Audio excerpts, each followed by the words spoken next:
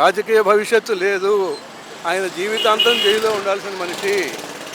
ఈ కేసులు అన్ని కేసులు విచారణ అయ్యేప్పటికీ ఒకటి తర్వాత ఒకటి పూర్తిగా ఆయన 100 సంవత్సరాలు వచ్చే వరకు కూడా జైలు అంత నేరాలు చేశాడు. అది పథకాల నుంచి సోమరిపోతులు చేశారంటారా? సోమరిపోతులు చేయటం అన్న మాట కాదు. కొంతమందిని ఉరికిన అట్లా పేలాలు చల్లాడు, కోట్లు దాచుకున్నాడు. అది అందరికీ వీళ్ళకి పేలాలు చల్లాడు, కోట్లు దోచుకున్నాడు. ఇప్పుడు నిత్యావసర సరుకులు కరెంటు ఛార్జీలు తగ్గిస్తా ఉన్నారు. ఇప్పుడు అన్నీ ఒకేసారి సాధ్యం కాదు. ప్రజల్లో కూడా కొన్ని లోపాలు ఉన్నాయి. దానివల్ల ధరలు తగ్గవు. మనం కొంతమంది కోటీశ్వరులు విలాసవంతమైన జీవితానికి అలవాటు పడ్డారు. దానివల్ల మిగతా అందరి మీద ఆ ఎఫెక్ట్ పడుతూ ఉంటుంది.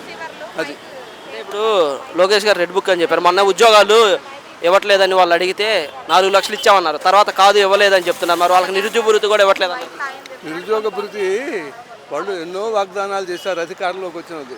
అన్ని వాగ్దానాలు చేయకూడదు. చేయకపోయినా వాళ్ళే అధికారంలోకి వచ్చేవాళ్ళు.